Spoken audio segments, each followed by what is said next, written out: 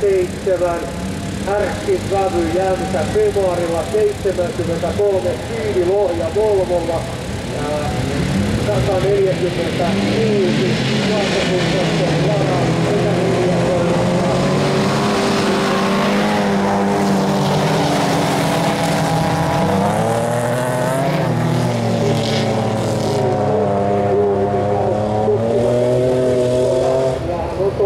Loponen jää paketin viimeisesti ja 2 kuljettajaa mukaan luokan A.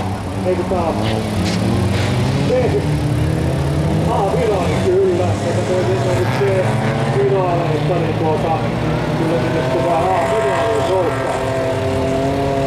Näin Kardaamien C-finaali liikkeellä ja tämä on lähtö 44 tänään. Tämän jälkeen ajetaan Vekareiden C-finaali ja sitten Superien C-finaali. Sitten se Jämsä 5 finaalilähtöä. Rata on niin hyvässä kunnossa, että sille ei tehdä yhtään mitään. Se tulee kestämään hyvin loppuun asti.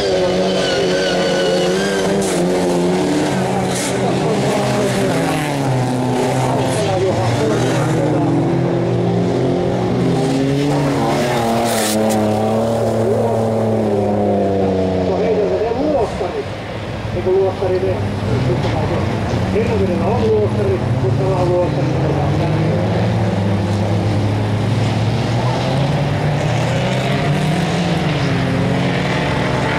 Tiukkaa vääntöä Aukon noustaa jälleen tästä Peltoradalla tuonne radan ylimmälle kohdalle. Ja niin kuin näette, niin aamulla tämä rata-alue oli ikivalkoinen taustaltaan, niin nyt rupeaa tuo ura näkymään, niin sieltä rupeaa tulemaan soraa ja kultaa esille pikkuhiljaa.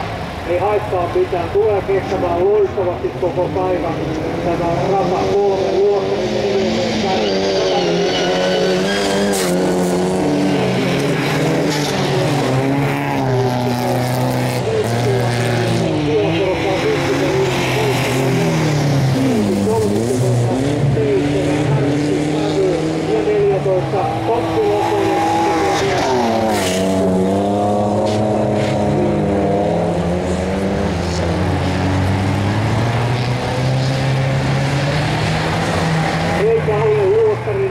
päättänyt haastajia iholle pitkään vaiheessa lähellä ajaa dokkiin koko ajan, mutta ei pääse pyykkäämään ja tullaanko sitten ruutulipulle. Kyllä edelleen kärjessä Marko Luokkari 146 Gustafsson kakkosena. He ovat menossa mukaan luokan A-finaaliin. Haukkala Juha kolmantena. Ei sitten aja tänään enempää. Täältä tulee Luokkari.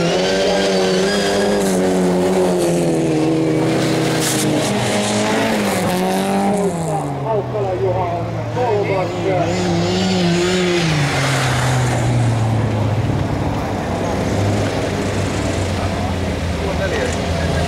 Veikkola 111 oli 4. ja näin pikkuhiljaa alkaa kuitenkin kuljettaa.